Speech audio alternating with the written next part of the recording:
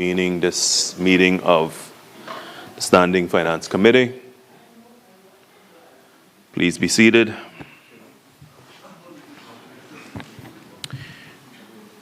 We are now considering the appropriations to the Deputy Governor.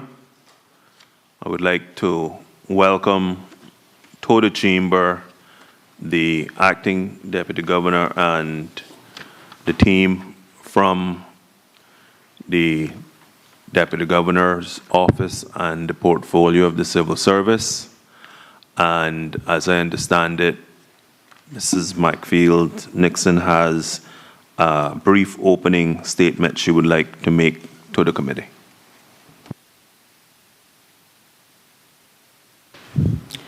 Good evening, Mr. Chairman.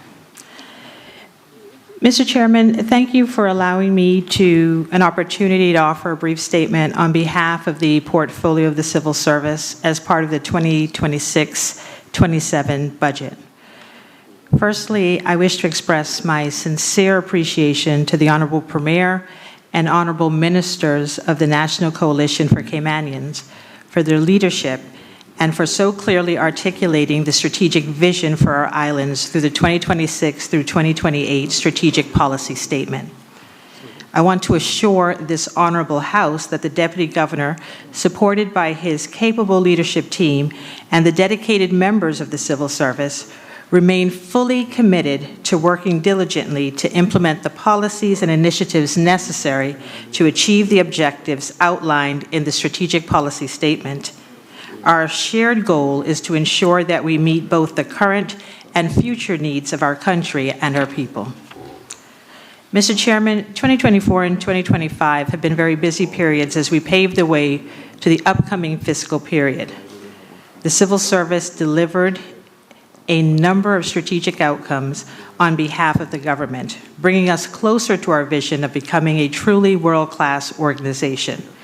Over recent years, we have established strong foundations that we know will continue to build upon as we work to support the government's ambitious plans and vision for the Cayman Islands over the next 3 years. Mr. Chairman, as you and the members of this Honorable House are aware, the portfolio of the Civil Service operates across 3 strategic pillars: human resources strategy, good governance, and public sector reform. To ensure that the civil servant's delivery is strategically guided and mapped to the government's priorities, the Management Support Unit within the portfolio has developed and launched the 2024 to 2026 Civil Service Strategic Plan. The tagline of this strategic plan is "Our Journey to World Class, Building on a Solid Foundation." And it acknowledges the tremendous work that was carried out under the prior strategic plan, while simultaneously setting out additional plans and initiatives through the end of 2026 to further add to the wins achieved across the civil service. The strategic plan delivers across 6 goal areas, with the most recent goal focusing entirely on accountability. The new accountability goal recognizes the importance of the civil service being accountable to the government and people of the Cayman Islands.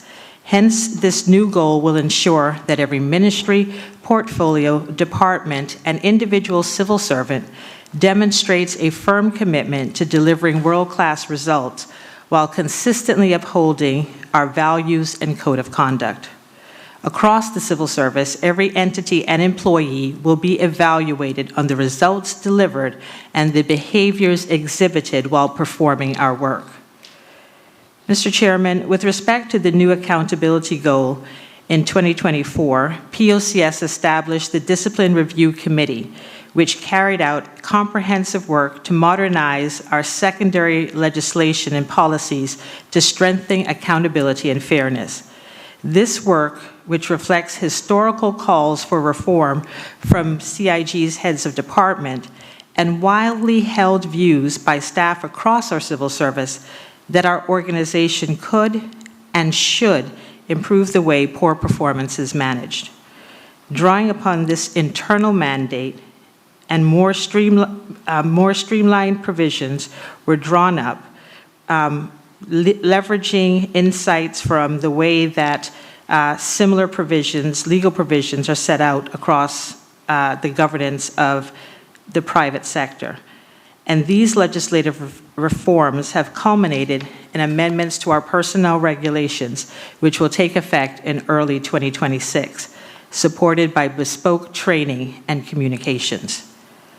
Another transformational legislative reform delivered by the portfolio dating back to 2024 was enhanced parental leave benefits for civil servants.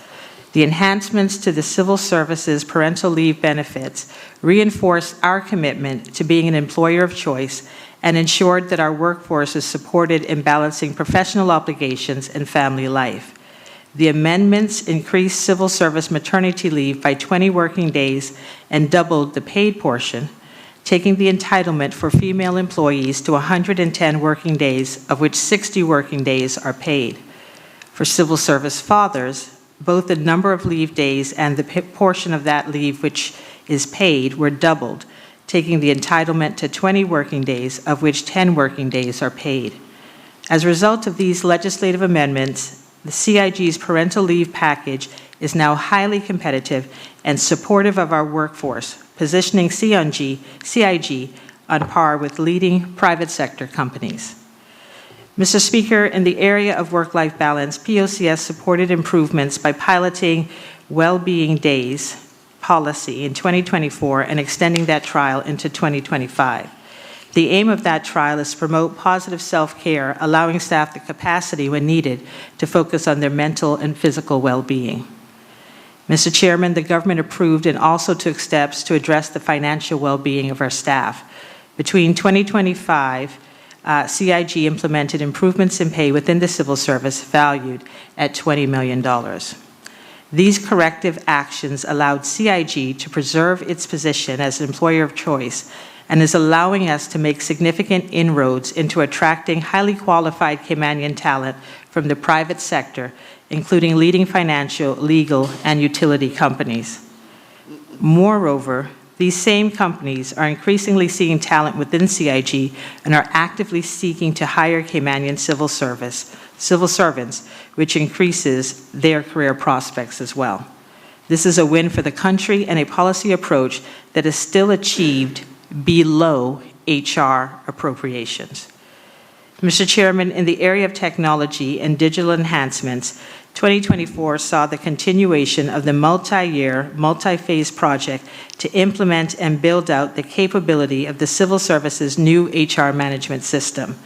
This system replaces 6 previously standalone, non-integrated systems and creates a one-stop shop for all HR activities, including payroll and benefits management, performance management, leave management, time recording, dependent management, and the provisioning of self-service portals and dashboards for employees and managers. Through the migration of payroll processing onto the MyVista platform in 2024, POCS took stewardship for processing payroll functions for the wider civil service. Mr. Speaker, as the country's single largest employer, the civil service is shifting the way it supports talent management. In 2025, the civil service issued a new succession planning policy, which updates CIG's framework for succession planning as required by Section 55(1) of our Public Service Management Act and Section 52 of the Personnel Regulations. This policy builds on past successes in this area and has been internally celebrated.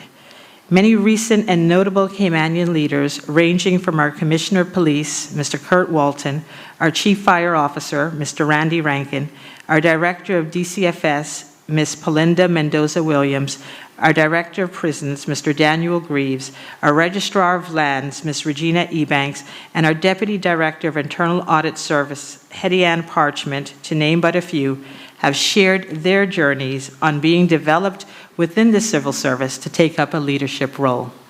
They equally shared the hard work and sacrifice on their part to turn their enhanced development opportunities into a successful outcome. The new policy aims to create increased opportunities and greater transparency, demonstrating the CIG's commitment to delivering effective succession planning to ensure that the civil service maintains strategic and operational capacity in key managerial and technical roles, promotes the advancement of Caymanians in senior and specialist roles within the civil service, and augments existing talent development programs which are applicable to all civil servants, such as professional development, performance management, career mapping, etc., with a tailored approach necessary for identifying and preparing high-potential successors in crucial roles. In October of this year, following the implementation of our new succession planning policy, the Civil Service launched the Succession Planning Pilot Program for the Chief Human Resource Officer role, demonstrating our commitment to supporting Caymanian talent, building career growth pathways, and ensuring long-term organizational resilience. Succession planning is future-focused and is a key deliverable under Goal 3 of the Civil Service Strategic Plan, which launched in 2024, and focuses on building capability and leadership continuity across the civil service. It ensures that critical leadership positions like the Chief Human Resources Officer role offered in the pilot will be filled by Caymanians who have been supported, coached, and prepared for advancement.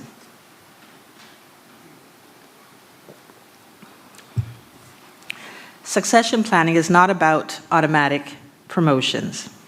It is about maintaining a constant state of readiness for key roles and providing fair and transparent opportunities for eligible civil servants. Participants are benefiting from enhanced investments in training, coaching, mentorship, and development support, which will benefit their future careers in leadership positions. Mr. Speaker, in addition to these latest efforts on succession planning for key roles, our civil service remains committed to the professional development of all of our employees, a commitment which is met by providing diverse training opportunities through the Civil Service College, as well as department-sponsored training. As a caring and progressive organization that focuses on professional development, mandating at least 12 hours of development annually, we aim to ensure that every civil servant can do their job effectively, reach their full potential, and contribute meaningfully to the civil service's shared goals. As a result of their program offerings, the Civil Service College has delivered some remarkable results over the last 2 years. One development that we are most proud of is the launch of the CSC Scholarship Program, which is currently providing eligible scholarship recipients with financial support and internal guidance to pursue education up to the master's degree level. 16 Caymanian civil servants have been granted scholarships under this program to date.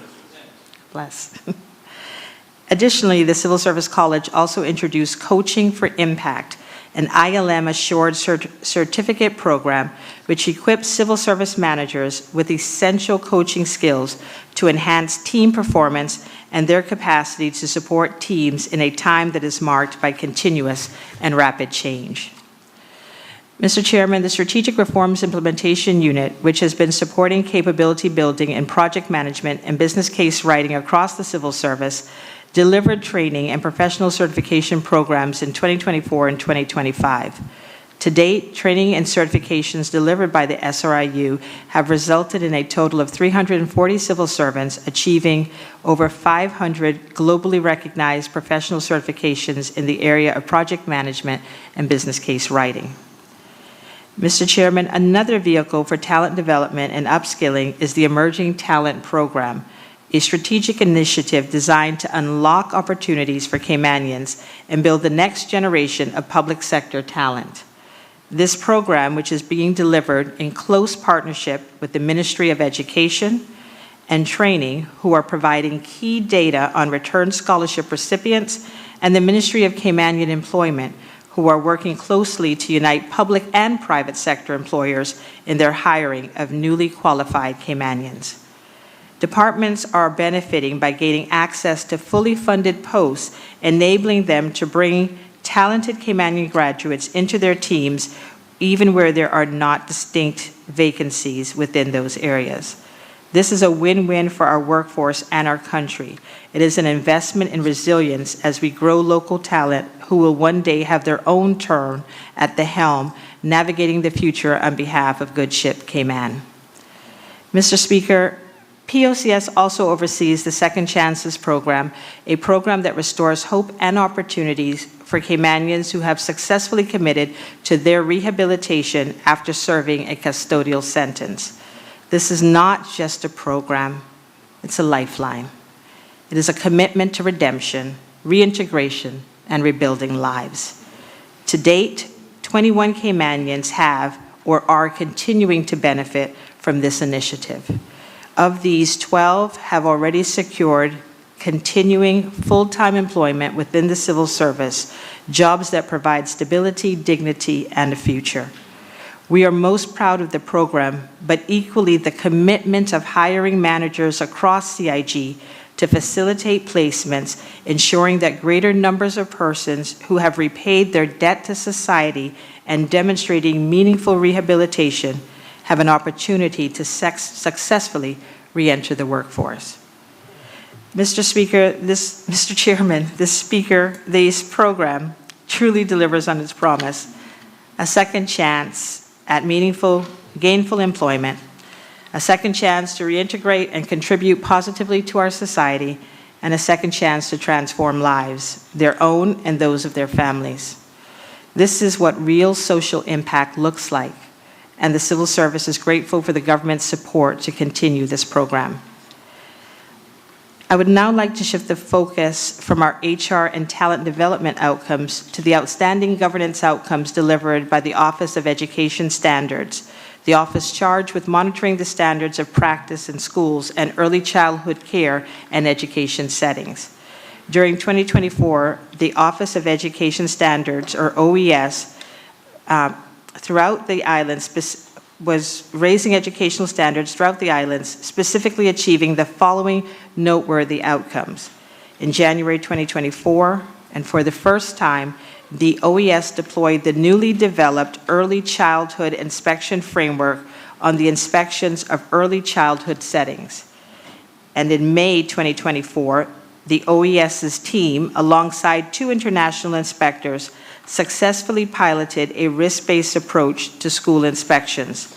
This approach prioritizes resources and attention on higher-risk institutions based on education quality, regulatory compliance, and overall performance. Schools performing well undergo less frequent full inspections, while those at higher risk receive increased oversight to drive improvements. In 2025, the OES undertook work to develop a bespoke inspection framework for evaluating post-16 education in the Cayman Islands. Said framework will focus on student achievement, skills development, and readiness for further education, training, or employment. It will also assess the breadth and sustainability of academic, vocational, and technical pathways available to students in the Cayman Islands. Additionally, in 2025, the OES introduced revisions to the inspection framework to factor in measures put in place by schools to promote and maintain good emotional well-being amongst our students. The aim of these revisions is to help schools create environments that better support mental health and overall well-being of our students.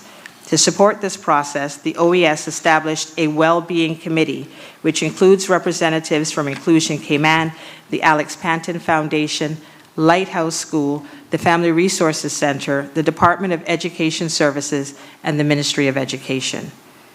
Mr. Chairman, to bolster governance arrangements within the civil service, the Office of the Deputy Governor created the Enterprise Risk Management, or ERM, unit. This team has developed our first enterprise risk management framework, which provides a consistent approach to identifying, assessing, and managing risks across the civil service.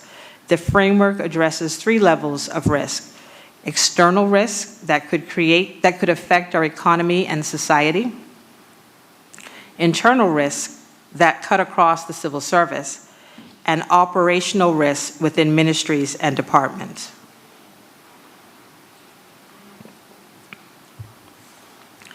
The ERM unit provides coordination, leadership, and support services to senior leaders and manages for effective risk management within core government and provides advice to SAGCs. Since the creation of this unit, they have established an ERM policy with unified principles, introduced 2 central risk assessment processes for external and internal risk, and implemented a standardized system for risk monitoring across entities. The unit has also developed comprehensive training materials and guidance for departments and ministries and commenced training just last month. Also in the area of governance, the civil service took a significant step to further strengthen protective security measures through the establishment of a new national security vetting unit. This initiative underscores our ongoing commitment to safeguarding public institutions and the public by ensuring that individuals entrusted with access to sensitive information and assets and working in sensitive roles, such as teachers, police, and port workers, meet the highest standards of trustworthiness and integrity. The vetting unit, in close partnership with agencies such as the RCIPS, WORK, and CBC, will act as a central point of expertise, setting vetting standards, auditing compliance, and managing the life cycle of clearances from the point clearances are granted to the point where they are withdrawn or otherwise expire. Mr. Chairman, we have heard immigration reform is a major part of the government's policy agenda. At the earliest meeting of this Parliament under the current administration, the portfolio of the civil service presented as a quick win, and this honorable Parliament passed amendments to introduce term limits within the civil service. In a number of weeks, matching provisions within the Immigration Transitions Amendment Bill will formally remove the exemption from term limits which previously applied under the Immigration Act to the civil service. Very shortly, the portfolio will then complete this process when we present to Cabinet the draft amendments to the personnel regulations, which will contain matching provisions in regards to term limits, as are applicable within the private sector. In 2026, non-Caymanian civil servants will have a term limit date applicable to their terms of employment. This is another way that the civil service is demonstrating in work and deeds its support for the government's key policy agenda and has in fact taken a leading position in delivering this change. Following the passage of Hurricane Melissa and its impacts on our closest neighbor, Jamaica, the portfolio of the civil service quickly put in place hurricane relief efforts to assist them as they embark on the critical phase of recovery. To do this, POCS took a 2-pronged approach by introducing an emergency salary advance policy for Jamaican civil servants whose families were impacted by the storm, as well as reactivating the CIG CARES support program, which allowed civil servants to donate an amount of their choosing to the Jamaica Government Relief Fund, the Red Cross, or both, hence allowing employees to make a positive impact during this dire time of need. Within less than a week, civil servants donated more than $27,000 toward helping the people of Jamaica to recover. I hasten to add that both initiatives were delivered using our new HR management information system, and the outcome was facilitated entirely online without any manual interventions. Mr. Chairman, I will outline how the civil service intends to build on these achievements to deliver additional results required to fulfill the government's broad strategic objectives. Beginning in 2026, the civil service will work diligently to deliver against the government's 7 broad outcomes. The work of this portfolio most closely aligns with broad outcomes 6 and 7, public services, and good governance and public safety. So my remarks will be focused on our intended contributions to these 2 areas. With respect to the specific outcome, to cultivate a skilled, agile, and accountable public sector workforce through continuous training, safe and productive workplaces, and performance-based incentives aligned with government priorities, POCS will make noteworthy contributions by expanding corporate learning programs available through the Civil Service College to support Caymanian career progression and organizational performance.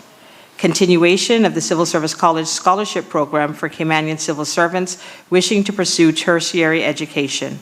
expanding the succession planning pilot to include additional professions within the civil service, and introducing in January 2026 amendments to the personnel regulations to streamline disciplinary procedures, including the development of a bespoke discipline policy and procedures manual and the delivery of mandatory training for all appointing officers, HODs, and HR personnel.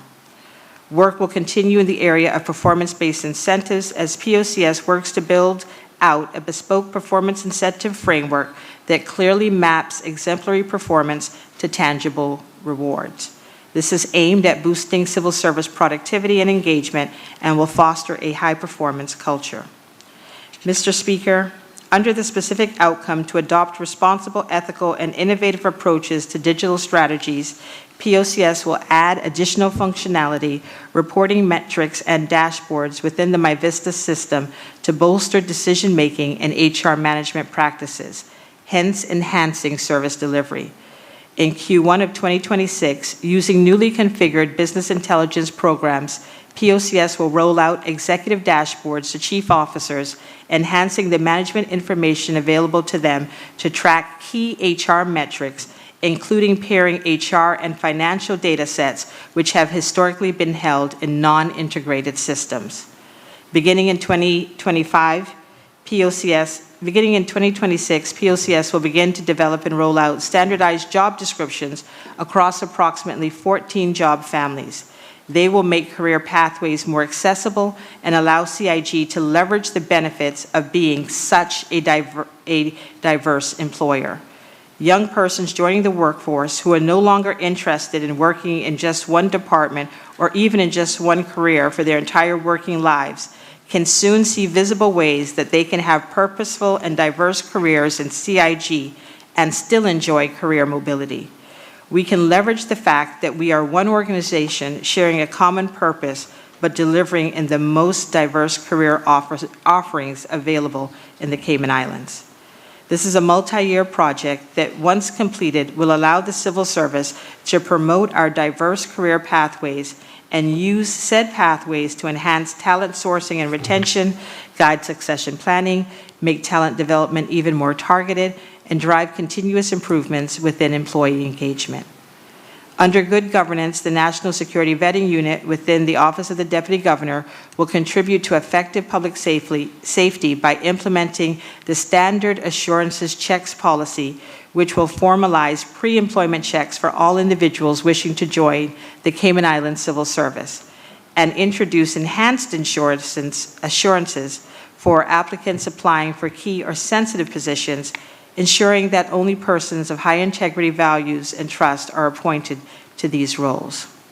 POCS will contribute to the specific outcome to review and update legislative and policy frameworks by delivering within the first quarter of 2026 amendments to the CIG's disciplinary provisions in order to streamline and modernize disciplinary procedures within the civil service so as to allow employees to be held accountable as and when necessary. As part of this reform, POCS will deliver the first ever disciplinary policy and procedures manual and deliver bespoke training to ensure that the changes are properly understood and embedded across the civil service. During the upcoming budget cycle, the Enterprise Risk Management Unit within the Office of the Deputy Governor aims to fully embed the ERM framework across all government entities, ensuring consistent risk recording and monitoring, supported by targeted training. Continuous improvement of risk assessment processes and integration into strategic planning and budgeting is also a priority.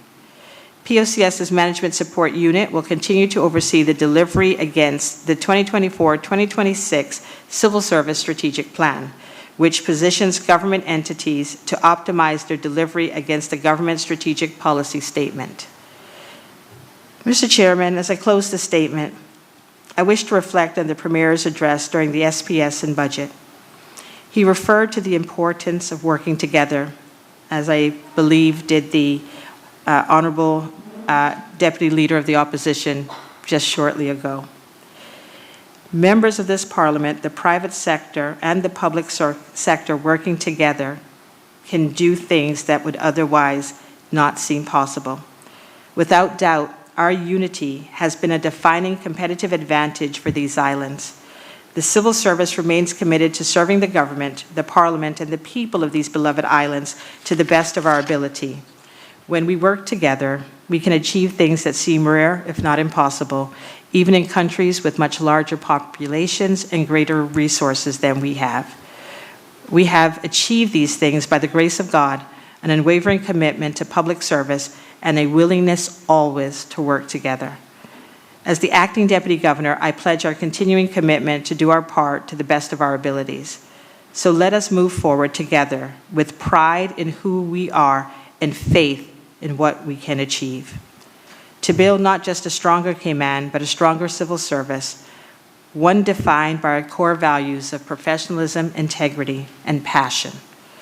A civil service driven by purpose to make the lives of those we serve better. A civil service that delivers with excellence and accountability, ensuring that every dollar spent represents real value for money for the people of these islands. A civil service that embraces technology and innovation, that adapts to change with agility and courage, and that meets every challenge with creativity and resolve. A civil service that rewards exceptional performance, supports continuous learning, and ensures that every employee is treated with fairness, dignity, and respect. Mr. Chairman, this is a civil service we are building, one that strives to be world-class, a civil service worthy of the trust placed in us, leading by example and serving with heart. Together, let us continue this journey, united in purpose, guided by our values, and steadfast in our commitment to deliver for the government and the people of the Cayman Islands. Thank you, Mr. Chairman.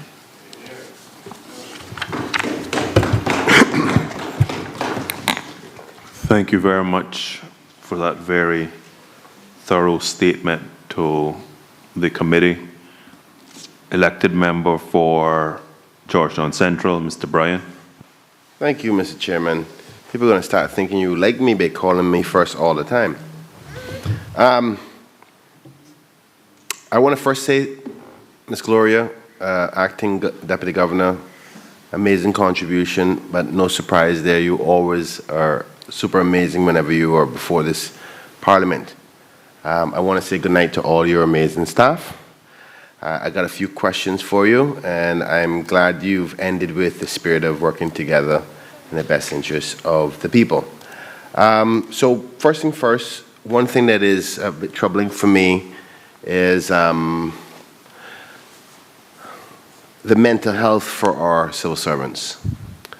I've had the honor now to work 4 years on that side and working alongside some of the best employees I've ever worked in my professional life. I miss them a lot, but you know, democracy has chosen. But I'm worried about the work level that they have, asked to do more with less.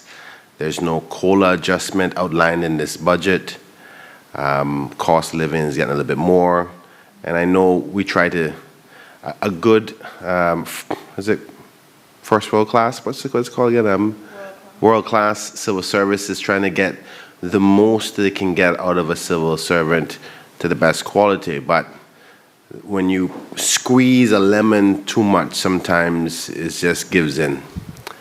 So my question is, what happens when staff get to that point where they feel stress levels? Where do they report to? Who do they go to? And what provisions are in place for it? I know you touched on it a little bit. If you mind further opining. Acting Deputy Governor. Thank you, Mr. Chairman. Through you, and I just want to thank the Honorable Deputy Leader of the Opposition for that question. He is quite correct that our civil servants, perhaps like many members of our community, particularly following the pandemic, but looking as well at the volume of change that we have to contend with and the increased demands that have been placed in a professional context, we have been closely monitoring matters regarding employee well-being. These concerns, sir, don't just extend to members, our employees directly, but also where mental health concerns impact members of their family. There are a number of ways that we have been seeking to address this concern. I've added that the civil service has for the past 2 years included within our leave provisioning 2 days for particularly to address mental health concerns when persons may feel that they need to step back from their work in order to be able to do something that would help them to relieve those pressures. We have also, in addition to our standing provisions with EAP, the Employee Assistance Program, for those departments that we see having particular increased exposure. I'm thinking about our uniformed officers, for example, as well as where we have even our leaders who are caught sometimes in very difficult circumstances, trying to be between supporting so many persons on the front line, but also having to meet increasing pressures of compliance, managing our budgets, translating our vision into strategy and operational delivery. We've also invested in bespoke support that we provide, so additional access to counseling and private mental health support, where that would provide faster access than sometimes our standard EAP can provide, and sometimes also more specialized support depending on the particular trauma that may exist. We have invested in mental health first aid training, particularly for our HR, and we have created toolkits that explain how individuals can access the benefits packages that support mental health, and also when a leader or an HR professional may be encountering something that's beyond their wherewithal to respond to directly, to know how to be able to make referrals in those situations. And beyond that, Mr. Bryan, we have realized that what you've just described is such a significant risk that the ERM that I've talked about, Enterprise Risk Management, has identified safety and well-being as one of our most pervasive risks, one of the top 8 most pervasive risks internally within our organization. This has triggered us to create a safety and well-being strategy. On the well-being, we have long established a wellness committee, and they have been enhancing their provisioning. So this has provided not just, we're currently in Men's Health Month, for example, so this isn't just continuing our activities that are about bringing awareness on our physical health and well-being, as well as our mental health and well-being, but we know that one of the big contributing factors can also be regarding financial health. And in that regard, we have brought in various persons to support our staff in helping them with things like how do we address matters of making the best choices within our monthly allotments. Are there smarter ways to be able to consolidate where persons may be exposed in various loans, providing advice and access to persons, financial experts who can advise on how to reduce those cost burdens. And we look continuously, we track very closely how we are performing in regards to being a good and fair employer. So these are just some of the steps that have been outlined. I should also add that we are also looking very closely at the safety standards and have access to some new safety experts within particularly the Ministry of Health that collaborate very closely with us so that we can do safety audits across our various departments. So there's a number of steps that we are taking to mitigate that risk. Thank you, Acting DG. One thing about you are very thorough, and I don't think I can ask so much more in that respect. As I was thinking to say, No, trust me, we're going to be here as long as we need to be here, folks. Because we're going to get to the things that I need to ask on behalf of the civil service. Yes, thank you so much, Mr. Chairman. I'm glad that you spoke about the loans, because financial risks, financial pressures is one of the key ones. And before we demitted office, there was a calculation of cost of living adjustment percentages that were supposed to be increased by, and we never got a chance to do all of them. We only did the 5%. And I think the last report we did was supposed to be like 9 or something like that. Chris, what was it? It would be 13% over 3 years. 13% over 3 years. 4 years of 4%. Yeah, so we only got to do 5, so it's an outstanding 8% that if we were to really pay our civil servants for what the cost of living has been over the last decade, we should be increasing it by 8%. And then obviously we have the projected inflation rate of 2.3% coming up over the next 2 years. I'm worried about whether a lot of our civil servants will be able to meet the mark. So I'm happy to hear about loans being offered, but it brings up the fact that in a similar situation like this, the last time there was one particular finance entity, and I won't call the name, but offered these very, very high interest rate loans that got a lot of, particularly my Georgetown Central people, in trouble from borrowings because it seemed so attractive at the time. But the fact is that they're so high in interest rate, you could almost never pay it off. I'm hoping there's a policy that will guide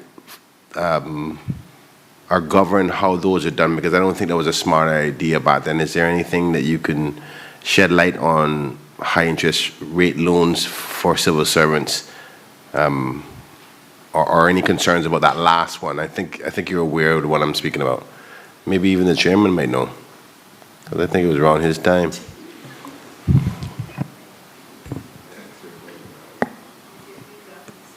Mr. Chairman, through you. I will just say the civil service, as you may be aware, we have always tried to leverage our numbers to create the best financial situation of our civil servants. We have a sister organization that was created by civil servants, the Cayman Islands Credit Union, and they have offered financial counseling and training to what I was speaking about in terms of guidance and how individuals can consolidate those higher interest loans in order to take them to other institutions like the credit union, where through their membership they would be able to access lower interest loans, reducing their debt payments, and in particularly the portion of their payments that is just eaten up in interest. We also offer, as part of our benefits, the opportunity where there are shorter term cash challenges, where we're having liquidity, available cash on short notice can be problematic. We have facilities within our civil service that do allow for interest-free salary advances that are fully repaid when our payroll is processed. But when staff get into that sort of short-term emergency, this is something that I'm very proud that we have historically offered to our staff to be able to assist them in those circumstances as well. Thank you. And just to be clear for the record, I was not talking about credit union, that entity. Actually, credit union is the one that has been trying to help get our people out of that circumstance. But in the interest of time, because I know my colleagues want to ask some questions, the rollover policy for non-Caymanian civil servants, when did that process start? Acting Deputy Governor. Thank you, Mr. Chairman. The honorable member may recall that this was an initiative that began, just one moment, please.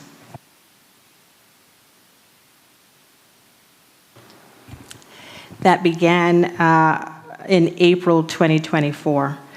We were charged at the time, prior to the election, with examining the feasibility and implications of introducing term limits within the civil service. An extensive analysis, consultation, surveys, and ultimately report was produced to identify the findings and to recommend, to not only identify the implications, but recommend ways that those implications might be met. Thank you so much, Acting DG. So all the hard work part, you mean? And then another administration comes to get the report and the recommendations and go, oh, look at I passed it. Anyway, that wasn't a question. That was just information for the public, because sometimes I don't think people have given the former minister, who's not here today, enough credit for a lot of the immigration reform from the white paper upon which the new bill has 95% of the recommendation in it, as well as this rollover. And I won't get into the reasons why we couldn't get it delivered. But anyway, moving on now to, you said something about the personal regulation to match their term limits. Speaking about the non-Caymanian rollover, non-Caymanian civil servants, and it's on page, forgive me, 16. You were going on, I just want to make sure I understood this correctly. You said, matching the provisions in the Immigration Transition Amendment Bill will formally remove the exemption from term limits which previously applied to the civil service. And this is the part I want to know about now. Very shortly, the portfolio will complete the process when we present to Cabinet the draft amendments to the personal regulation which will contain matching provisions in regard to their term limits. What do you mean by that? Is it going to be a tiered system? Because you remember the last time the bill came, I was concerned about a potential kicking the can down the road, not kicking the can down the road, but a large portion of the people all coming to the end of their term, because everybody will start fresh on their term limit on January 1st.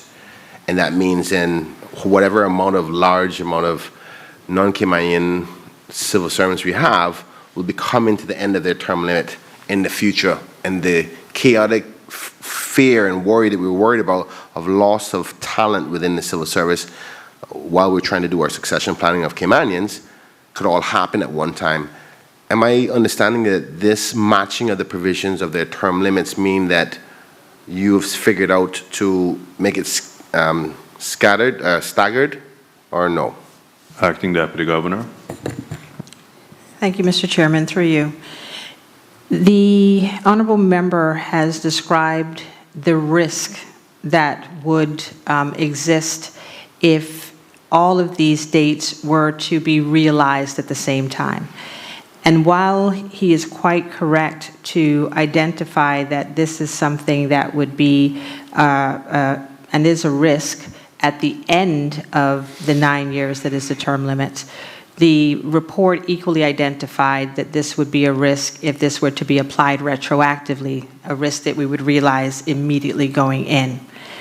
Another matter, though, so the honorable deputy leader of the opposition has asked whether there's going to be a staggered provision. There will not be a staggered provision, but the honorable member may recall that as we were analyzing the duration, the average duration of employment of non-Caymanians within the civil service, that average duration was below 6 years. It was 5.7, 5.8 years. So what we have now before us is a piece of work where we will be doing our workforce planning to look at how we systematically address this risk as we are approaching our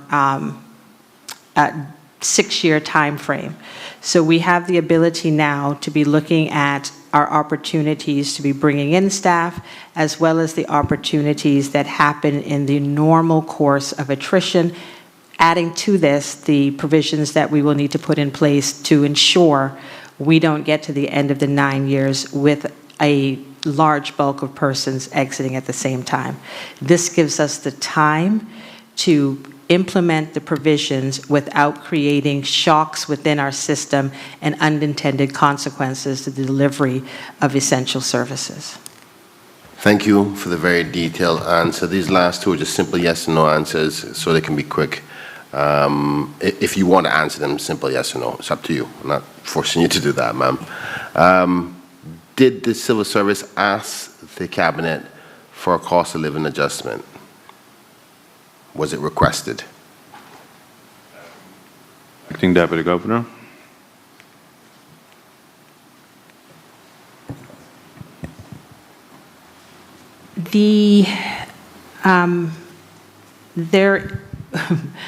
The current budget, much as budgets which have preceded it, does not currently include any specific provisioning for a cost of living adjustment. Correct. I will say, however, that notwithstanding that fact, if past performance is any indication of future performance, the civil service will deliver not just within, but below our appropriations, and will demonstrate what is prudent and fair.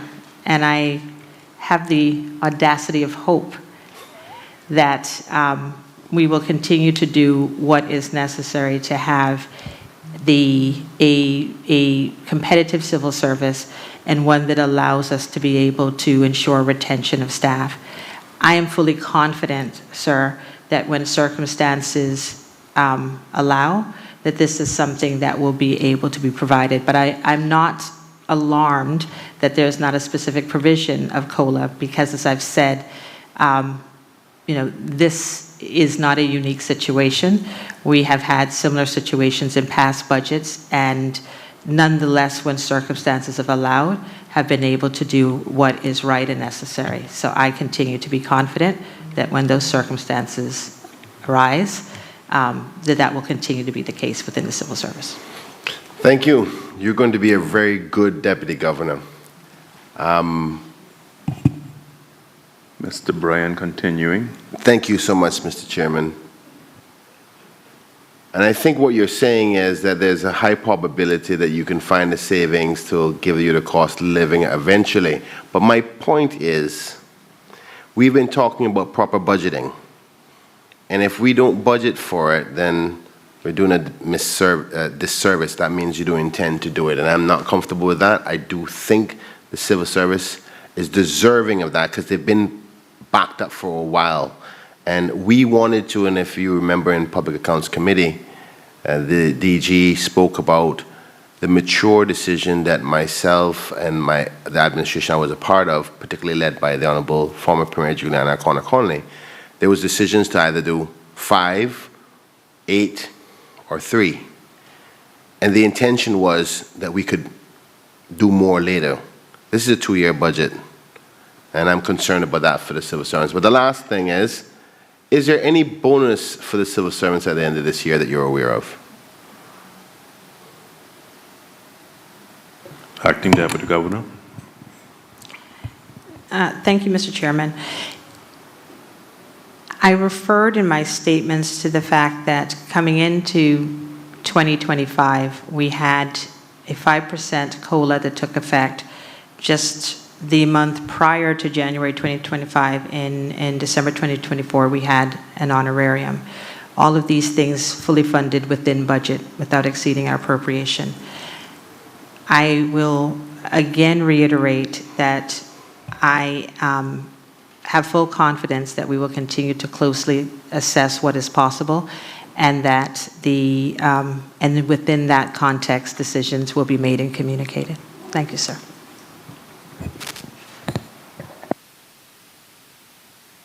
Are there any further questions? Mr. Saunders, member for Bordentown West. Thank you, Mr. Chairman. Mr. Chairman, through you to the Acting Deputy Governor, you may recall that quite a while back, had brought a motion concerning bonuses for civil servants. And I'm looking at the Public Service Management Act now, and in particular Section 43 that speaks about performance-related pay. I know there was some work being done in that regard, because right now the culture is when a civil servant does well, when they do good work, we reward them by giving them more work, but more work don't pay bills. So has there been an update on regards to the performance-related pay or bonuses for civil servants? Acting Deputy Governor. Through you, Mr. Chairman, again, thanking the honorable member for this question.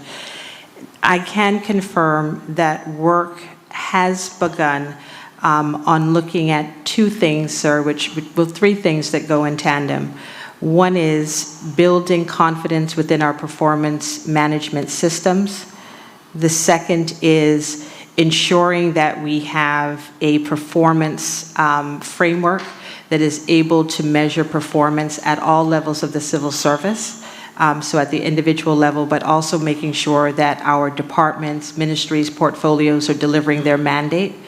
And then the third part of that is building out a performance framework, a performance incentives framework that will allow us to have a more systematic approach. This is aligned to the aspirations set out in the government's SPS, and this is something that has been enshrined since 2024 in the Civil Services Strategic Plan. Particularly, we see this as a governance issue, and we have been looking and are on track to deliver within the 2026 year a framework that addresses those three criteria, those three essential components in order for performance incentives framework to be in place.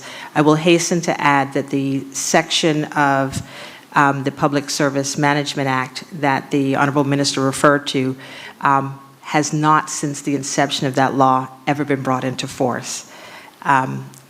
But we are very optimistic that we are setting out the requirements to give this honorable House, the Cabinet, and the people of the Cayman Islands confidence in the civil service moving forward in that direction. Thank Mr. you. Saunders, continuing. Mr. Chairman, forgive me for speaking out of turn for a conversation that you and I had. But similar to the member for Georgetown Central that had raised the issue in terms of performance, well, in terms of COLA, I did have a conversation with the Honorable Minister of Finance in that regard, because I do have a lot of public servants in my constituency, and he did give me the assurances that on a case-by-case basis, the government will see what they can do to help people who experience any kind of hardship, and they'll be looking at something like that. I know there are funds set aside in terms of like to assist civil servants, and I also know that the government is looking at, it's been mentioned here already, of introducing programs where they can work at a bank using the government's balance sheet to assist people. So there's a broad amount being, broad set of programs being looked at. But I say that to say to the many public servants is that this is something that both the government and opposition is concerned about. Yes, we wish you could pay everybody, but we do understand that the challenges that are there. And as you said, while no government has previously, or I can remember from memory, budgeted for a pay increase, it generally normally comes as conditions change, so I'm mindful of that. But the one question I want to get to more than anything is with the minimum wage now coming into effect in January, which triggered my conversation with the Minister of Finance, and recognizing that there are single mothers who some of them have domestic helpers and so forth, and in some cases are going to be seriously impacted. I mean, have you guys done any like surveys or studies to see what the possible impact of that will be on some members within the service? Acting Deputy Governor. Thank you, Mr. Chairman. Through you. I spoke to the fact that in January of this year, we implemented the 5% COLA. I should have also included that same pay package include provisioning for adopting a minimum monthly salary for for all full-time civil servants who are not on a trainee scale to be $3,000 a month. In doing so, we had established a minimum hourly wage, which is far above the new minimum wage. So again, we have been looking at the impacts of particularly hyperinflation and the impacts that that had on families that were at that breadbasket level. So while we will have to continue to monitor what is the impact on the purchasing powers of civil servants in light of certainly the adoption of a minimum wage, but all of the other matters that contribute to our consumer price index, that will be taken into consideration as we're looking at what do we believe is a reasonable thing to happen as we monitor the impact of inflation on our competitiveness and the ability of our civil servants to meet their basic requirements. This is something that we assess annually and are looking at policy provisions around addressing at least every 2 years. But I do thank the member for his query. We addressed our earnings in recognition of this trend and specifically set our minimum wage up when we introduced the COLA in January 2025 and adopted $3,000 as the minimum monthly salary. That benefited 316 civil servants, many of whom were longstanding persons working in departments like environmental health, the caregivers at DCFS, some of our frontline service providers. We have been looking out for our entire staff, but in particular those people, as I said, who live paycheck to paycheck, have been loyal civil servants for decades. We are continuously looking at what's the impact on them and doing our best to do right by them. Mr. Saunders, continuing. Thank you, Mr. Chairman. And I must have, Mr. Chairman, you've been doing a good job in the chair, I must say that. One last question on this CIV1 is with regards to retirement age. Now, you know that's one of the things that I have an issue with. In the private sector, there is no retirement age. There's only the age in which you start paying pension. Now, in government, there is actually a retirement age that's actually entrenched in law. Now, that was relevant when the government operated a defined benefit plan, pension plan. But when the government switched to a defined contribution plan, because the defined benefit plan needed a ceiling, a defined contribution plan don't need a ceiling from that standpoint, because what you basically put in is what you get out. So for the employees that are on a defined contribution plan, are there at least any discussions or anything being done to move the retirement age up? Because in particular, having someone go to do at 65 when women are living to 84, that's 19 years past the age of retirement. That's 1 year shy of our old generation. I mean, in terms of putting people out through the door, putting people out to pasture. So from that standpoint, has there been any work or any consideration being done about at least raising the retirement age for members, for civil servants that are on the defined contribution plan? Acting Deputy Governor. Thank you, Mr. Chairman. Through you. I can confirm to the honorable member that a number of initiatives are underway that would address our employees' preparedness for retirement. The first is we are looking at raising the retirement age for our members. More than, I think, 90% of active members are actually on a DC plan, so the vast majority of persons would be on a defined contribution plan. The second thing is we are looking at legislative changes that would allow persons to do additional voluntary contributions. So the ability to have available to them what the average Caymanian does not, a means of someone being able to provide additional investment income and to allow their savings to work on their behalf and to attract more return for them. So we are looking to introduce that within our PSBB plans so that individuals would be able to benefit from what have been very favorable rates of returns within our plans thank God, for many years. And then the third thing that I would mention is that this honorable parliament has approved for civil servants who have at least 10 continuous years of, 10 years of pensionable service. There is also a minimum pension earnings of at least $1,500 a month. So that ex gratia top-up that will take anyone who's earning less than $1,500 a month in a pension who meets that eligibility. And I should add as well, our Caymanian employees who've worked at least 10 years of pensionable pension earnings within our public sector, persons who are members of the Public Service Pensions Board plan, they have a minimum monthly of income in retirement of $1,500, which is facilitated through the government's funding of the ex gratia uplift plan. So these are some of the measures we put in place, again, with that specific element of our demographics in mind. Thanks very much for that. Do they have to retire from government or any block of 10-year window? In terms of once they work central government for 10 years, so if they did it between age 20 and 30, they will still get the same.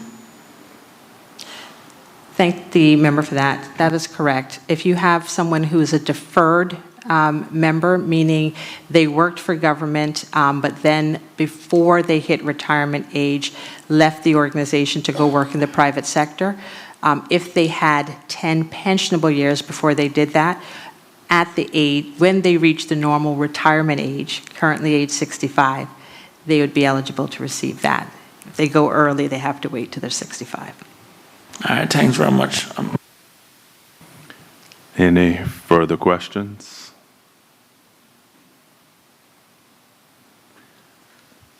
If there are no further questions, as was agreed earlier, pursuant to Standing Order 83.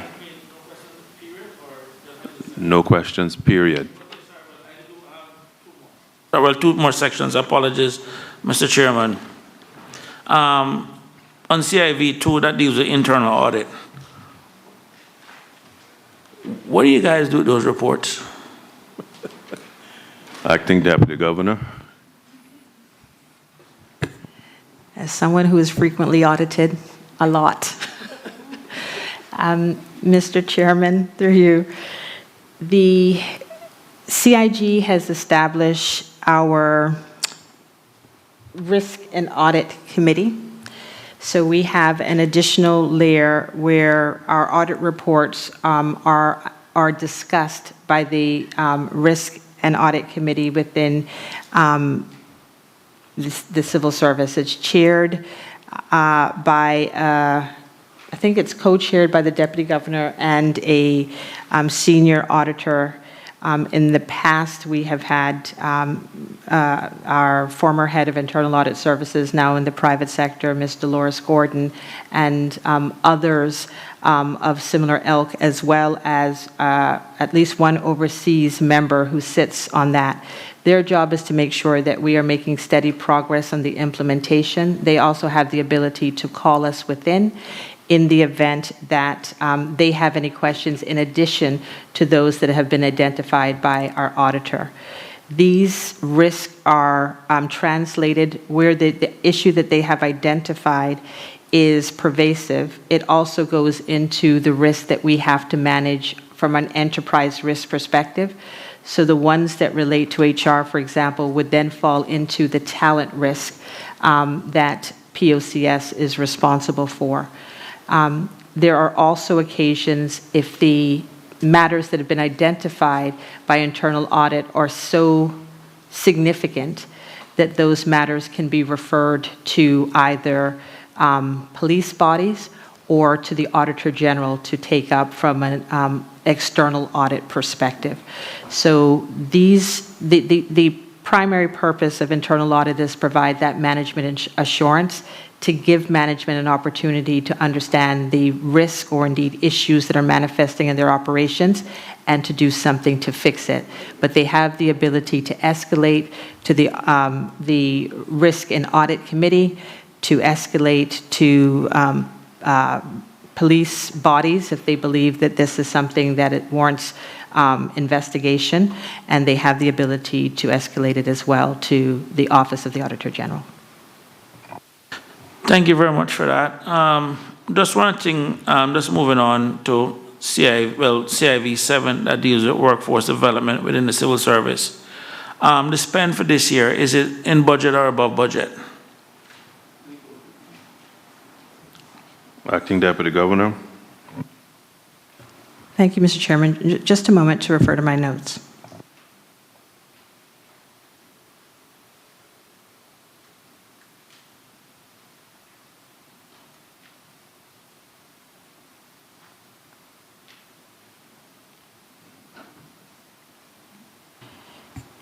Mr. Chairman, when I look at Civ 7, I am showing against the original budget appropriations and the forecasted expenditure through 2025 that we are just a hair below budget. So we are within budget.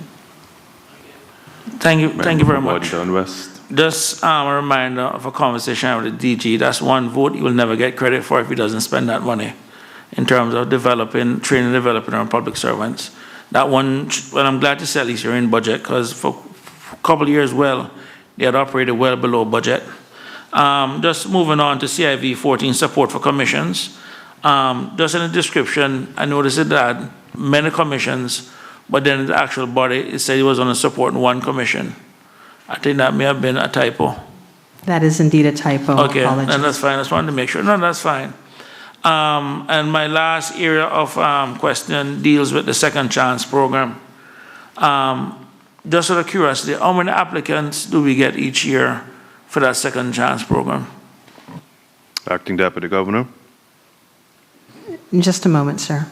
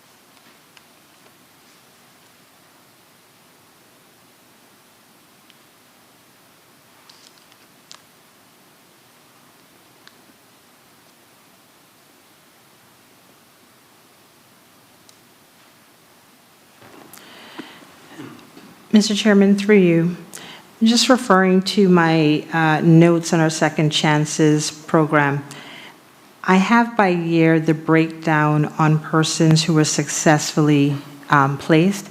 I don't have information on the number of applications that were not able to be processed. I can share with the honorable member that we have a high rate of being able to place persons, but the biggest obstacle typically comes in a couple of scenarios. One where the criminality involved government being the victim of the crime, or one where there is not enough evidence to suggest a break in the pattern of criminality. Otherwise, the other challenge, which sometimes add time to the process, is trying to find an appropriate placement where the individual skill set, would be properly utilized. We don't want to place anyone any place where they're not going to be fully engaged and be able to be active. And we also would want to be mindful that even where the victim of any prior crime was not government itself, but someone within a private capacity, that we've reduced the likelihood that the placement would put them and any prior victim in close proximity. So those are some of the considerations that are in place. We have really good partners that typically will vet the applications before they come to us, and they're able to look and speak to the risk associated with someone reoffending. So that partially buffers what we receive. No, well, actually, but in other words, so you have sufficient funding based on the number of applicants that you receive. That's what I was trying to get at. We're likely to see, so what I can say is this year there has been a steep increase in the number of persons coming through. So we have already year to date 5 persons that have been appointed, and it is my understanding that we have several others that are in the process of being matched. We have enjoyed continued support from the government to say if this vote needs to be increased and we have found proper matches, that they would do so. And I have authorized our teams to be able to move money to that particular OE through by 11.5 if necessary, to make sure that funding alone isn't an obstacle to placing persons. So the bigger obstacle is typically around finding persons who meet that criteria, and then the time it takes for those individuals to be matched. We haven't thus far had a funding concern, and we have had the full support of the government that if we are able to expand the program with appropriate candidates coming forward, both in this instance and emerging talent, that the government would make the funding available. Thanks, Ron. My last question. Honorable Member. One organization that does some really good work is Inclusion Cayman. Is there any funds set aside in the budget anywhere to, I guess, work with people within that organization? Acting Deputy Governor. Thank you. Mr. Chairman, we don't have a bespoke budget, but we have been using excess funds that are within other hiring programs to be able to sponsor persons to come into the civil service.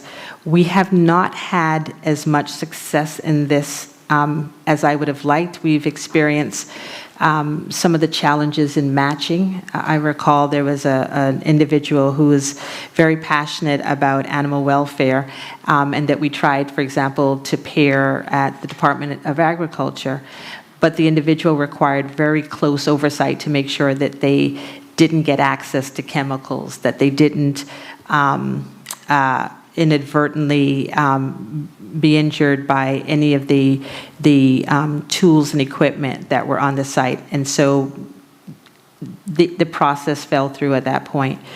We are bringing in Inclusion Cayman and other advocates for inclusion to have discussions with our HR community so that we can better understand how to make these outcomes more successful. And we, again, I can say that there has been express support, particularly from this administration, to say that if the civil service can put together a program, the funding will be found. So we are trying to put our heads together to figure out how we can achieve a program that will meet the needs and provide meaningful employment and engagement for persons who are differently abled to join our organization. Thank you, Mr. Chairman. That concludes my questions. Nadisha, you got off. Members, as there are no further questions, in accordance with Standing Order 83.3, I put the question as to whether honorable members will approve all the items in block on the schedule described as CIV1 policy advice to the head of the civil service in the amounts of $3,025,763 in 2026, $3,072,935 in 2027, CIV2 internal auditing, assurance, advisory, and anti-fraud services, $1,747,959 in 2026, $1,772,959 in 2027. CIV3, Management of Public Sector Reform, $2,035,480 in 2026, $2,244,550 in 2027. CIV7, Workforce Development within the Civil Service, $5,074,583 in 2026, $5,155,571 in 2027. CIV11, Servicing and Support for Her Excellency the Governor, $924,818 in 2026, $942,696 in 2027. CIV12, Preservation and Management of Records, $1,299,591 in 2026, $1,327,847 in 2027. CIV13, Operations of the Elections Office, $858,652 in 2026, $694,842 in 2027.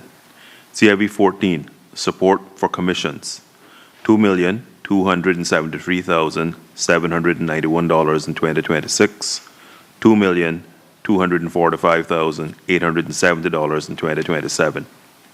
CIV15, Policy Advice and Administrative Support provided to the Deputy Governor, $2,695,622 in 2026, $2,710,694 in 2027.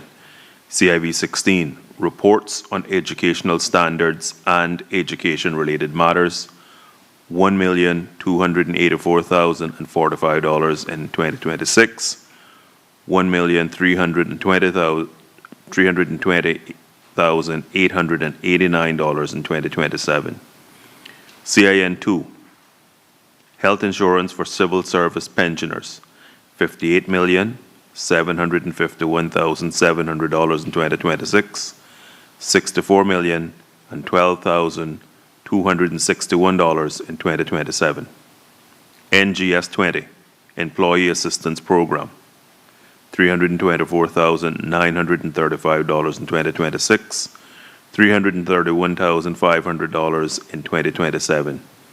OE2, Personal Emoluments for Her Excellency the Governor and official members of Cabinet, $993,613 in 2026, $987,001 in 2027. OE19, Ex-gratia Recipients Plan Payments, $1,755,000 in 2026, $1,863,000 in 2027. OE100, Depreciation of the Portfolio of Civil Service Executive Assets, $2,000 in 2026, $2,000 in 2027. OE107, Major Governance Projects, $270,000 in 2026, $270,000 in 2027. OE116, Pension Uplift, $7,188,000 in 2026, $7,590,000 in 2027. OE117, Civil Service Hospitality Fund, $290,824 in 2026, $319,906 in 2027. OE119, Second Chances Program, $150,000 in 2026, $150,000 in 2027. OE 120, repairs and maintenance of executive buildings, $25,000 in 2026, $25,000 in 2027. OE 141, emerging talent program, $1,125,000 in 2026, $1,125,000 in 2027.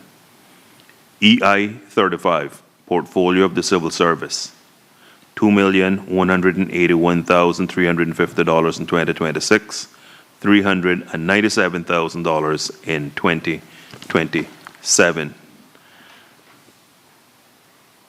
Toby added to the bill. All those in favor, please say aye. Aye. Those against, no.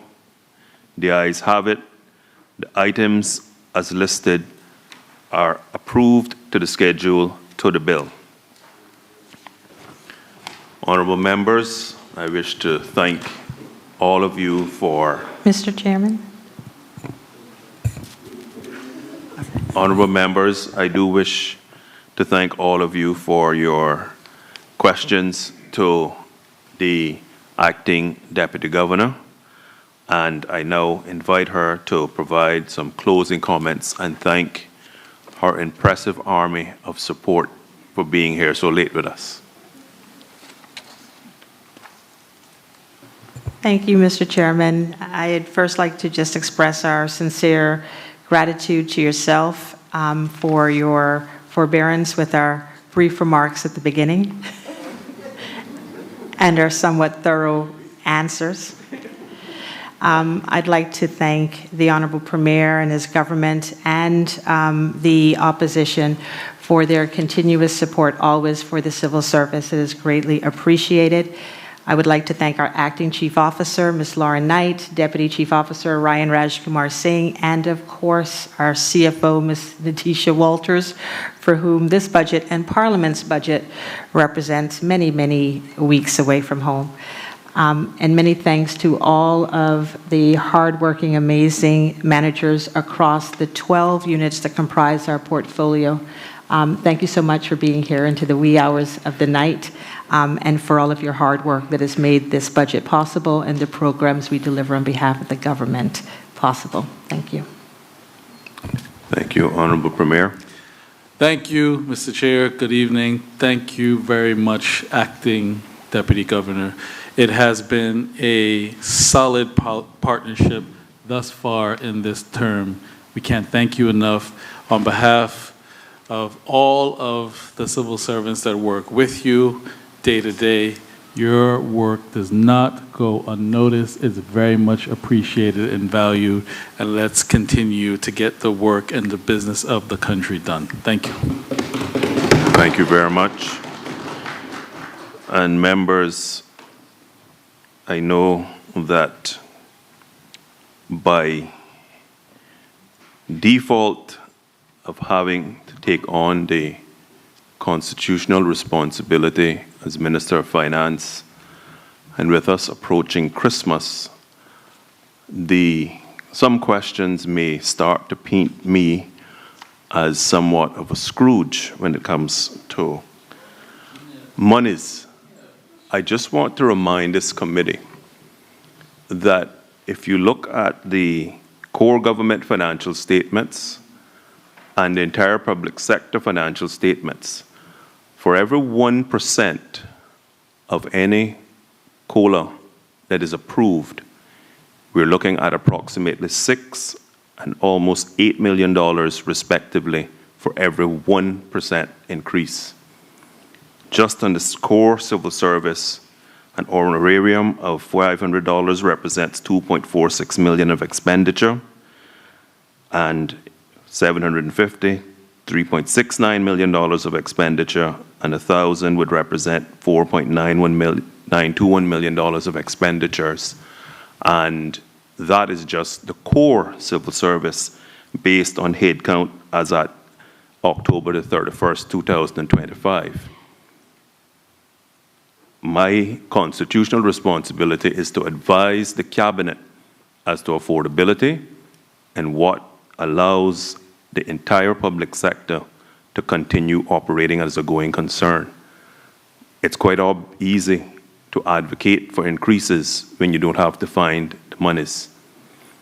The government is committed to ensuring that all its employees are treated as fairly as possible at all points in time.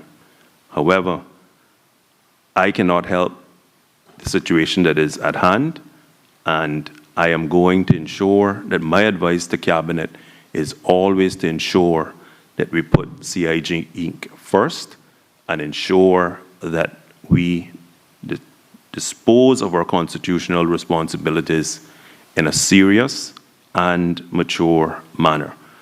I would like to thank the acting deputy governor, the entire team, and in fact, all civil servants and public officers for all of your hard work.